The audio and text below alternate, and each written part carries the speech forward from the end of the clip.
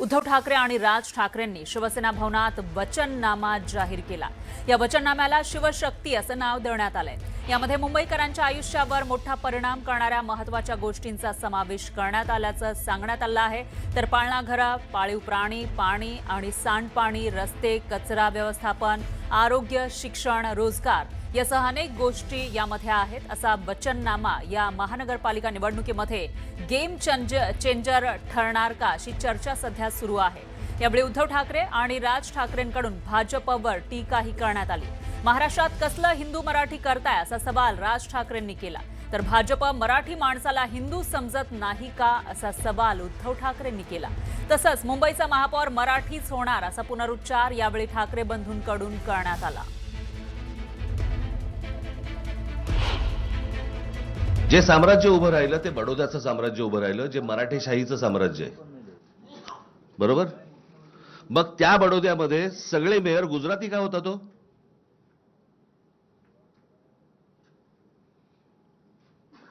हा महाराष्ट्र आहे, महाराष्ट्रामधल्या प्रत्येक शहरामधला महापौर हा मराठीच होणार। इथे कसलं हिंदू मराठी करताय तुम्ही?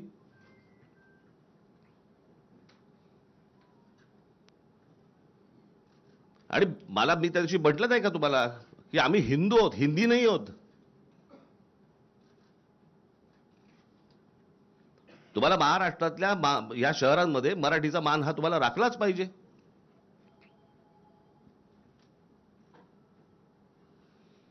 त्याच्यामुळे आमचा जो महापौर होईल तो मराठीच होणार, मुंबईचा महापौर मराठीच होणार।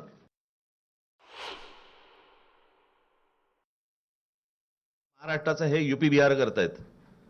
उत्तर प्रदेश बिहारमध्ये ज्या प्रकारचं राजकारण केलं जातंय त्या प्रकारचं राजकारण महाराष्ट्र हा वेगळा सुसंस्कृत महाराष्ट्र आहे।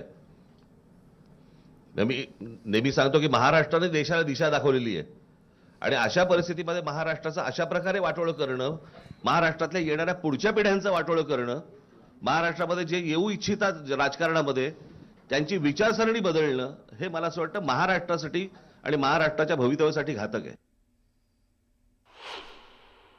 याचा अर्थ भाजप मराठी माणसाला हिंदू नाही का समजत? मराठी माणसाला हिंदू नाही समजत? मराठी जसं राज म्हणाला तसं आम्ही मराठी आहोत, अस्सल हिंदूच आहोत।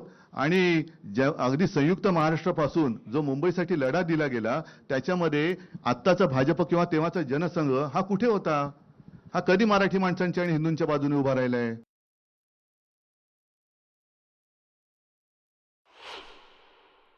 आम्ही मुंबईमध्ये 25 वर्ष खूपच साधी कामं केलेली आहेत आणि आम्ही ते होर्डिंगवरती दाखवतोय आता, होय हे आम्ही केलं। याच्यामध्ये काय आहे की साधं कोस्टल रोडचं काम केलेलं आहे, साधं मध्य वैतरणा धरण बांधलेलं आहे, कोरोनामध्ये साधी कामं केलेली आहेत। त्यांनी आमच्या छोट्या कामांचं श्रेय घेण्यापेक्षा त्यांनी जी काही कामं केलेत, म्हणजे मोदीजींनी कैलास पर्वत बांधलेला आहे, स्वर्गातून गंगा त्यांनी आणलेली आहे, अरबी समुद्र इंडियाने केलेला आहे, ही कामं त्यांची मागे पडतायत। त्या अरबी समुद्रात शिवस्मारकाचं जलपूजन मोदीजींनी केलं होतं, ते पाण्यातलं शिवस्मारक काढणार कधी बाहेर? समुद्र मंथन हे सुद्धा त्यांनीच केलं होतं, त्याच्यामुळे समुद्र मंथन करून ते शिवस्मारक त्यांनी बाहेर आणावं। ठेवी ह्या चाटायला नसतात, पण त्याचप्रमाणे त्या कॉन्ट्रॅक्टरचे बूट चाटून त्यांना वाटायला नसतात। त्यांनी पूर्णपणे संपूर्ण विल्हेवाट लावण्याचं ठरवलेलं आहे।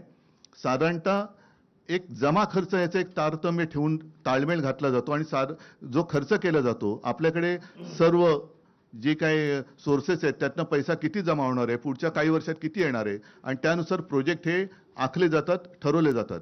आज जर माझ्या माहितीप्रमाणे 15,000 कोटी हे साधारणतः खर्चासाठी बजेट महापालिकेचं आहे। त्याच्या समोर साधारणतः 3 लाख कोटींचं देणं कॉन्ट्रॅक्टरना त्यांनी करून ठेवलेलं आहे। म्हणजे हा 3 लाख कोटीचा घोटाळा या लोकांनी केलेला आहे। तर उमेदवारांच्या बिनविरोध विजयावरून उद्धव ठाकरेंनी भाजपवर निशाणा साधला। मतचोरीनंतर आता उमेदवारांची पळवापळवी सुरू केलेली आहे अशी टीका उद्धव ठाकरेंनी केली।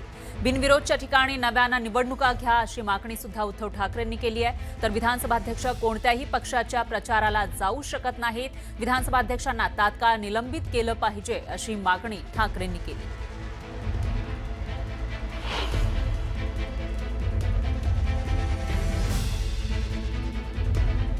झालं होतं त्या गोष्टींबद्दल कोर्टामध्ये म्हणजे सुप्रीम कोर्टामध्ये भारतीय जनता पक्ष गेला होता.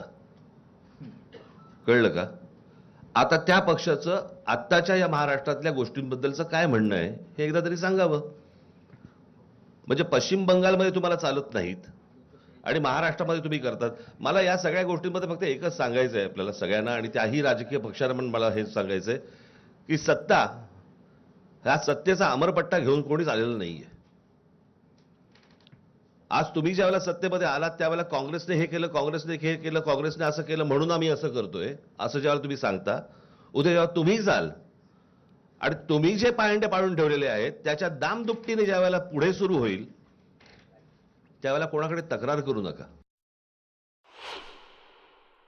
मतचोरी पकडल्यानंतर त्यांनी आता उमेदवारांची पळवापळवी सुरू केली. साम दाम दंड भेद म्हणजे एवढे निगरगट्ट आणि कोडगे राज्यकर्ते यापूर्वी महाराष्ट्राला तरी लाभलेले नव्हते.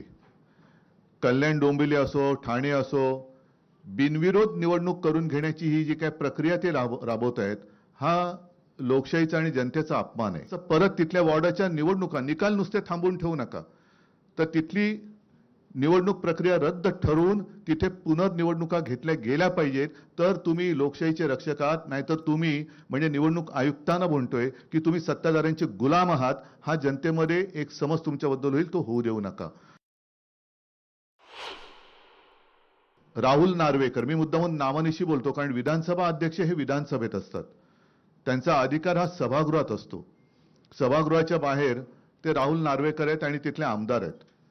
एक आमदार आपल्या अधिकाराचा दुरुपयोग करून दुसऱ्या म्हणजे जनतेवरती दमदाटी करतोय, त्यांचं संरक्षण काढून घेण्याचा आदेश स्वतः संरक्षणात राहून करतोय. माझं तर मत आहे हा विषय गांभीर्याने निवडणूक आयोगाने घ्यायला पाहिजे आणि तत्काळ अध्यक्षांना निलंबित केलं पाहिजे, त्यांच्यावरती गुन्हा दाखल झाला पाहिजे. कारण असेच जर का सगळे वागायला लागले, अगदी मंत्र्यांना सुद्धा त्यांचा लवाजमा घेऊन निवडणूक प्रचारात फिरता येत नाही. हे ऑन द स्पॉट म्हणजे हे काय, तो जो काय नायक पिक्चर मधला अनिल कपूर स्वतःला समजतात. जे मराठी होणार, हिंदू होणार म्हणतायत, ते शिवसेनेतलेच बरेचसे गद्दार तिकडे गेले होते. ते कोण आहेत धर्माने? ज्यांना शिवसेनेने मोठं केलं ते धर्माने कोण आहेत? मुंबईचा महापौर हा मराठीच होणार.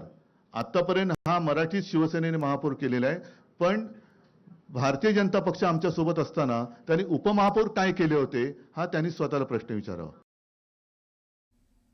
आज ठाकरे बंधूंकडून मुंबईसाठी वचननामा जाहीर करण्यात आला. यावेळी मनसे अध्यक्ष राज ठाकरे तब्बल 20 वर्षांनी शिवसेना भवनात आले. 20 वर्षांनी शिवसेना भवनात आल्यावर नेमकं काय जाणवलं याबाबत राज ठाकरे बोलले. मला 20 वर्षांनी सुटून आल्यासारखं वाटतंय असं ते म्हणाले. आज मी खूप वर्षांनी शिवसेना भवनात आलो. मी नवीन शिवसेना भवन पहिल्यांदाच पाहतोय. मनात कायमच्या कोरल्या गेलेल्या आठवणी जुन्या शिवसेना भवनच्या आहेत. त्यामुळं कुठे काय होतं हे समजत नाहीये असं म्हणत राज ठाकरेंनी जुन्या आठवणींना उजाळा दिला. तर 1977 साली शिवसेना भवन झालं तेव्हा जनता पक्षाचं सरकार आलं होतं. तेव्हा शिवसेना भवनावर दगडफेक झाली होती. अशा अनेक आठवणी आहेत आणि त्या आठवणीमध्ये मी रमत नाही असंही राज ठाकरे म्हणाले.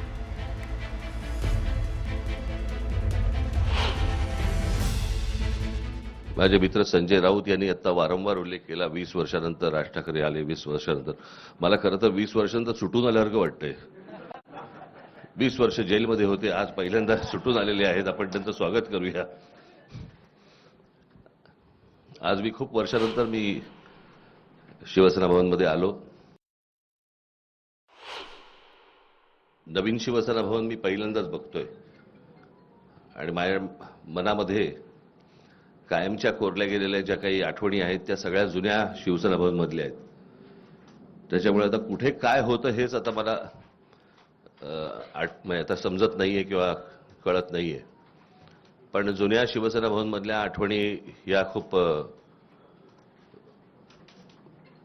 काय म्हणू त्याला रोमांचकारी आणि आनंददायी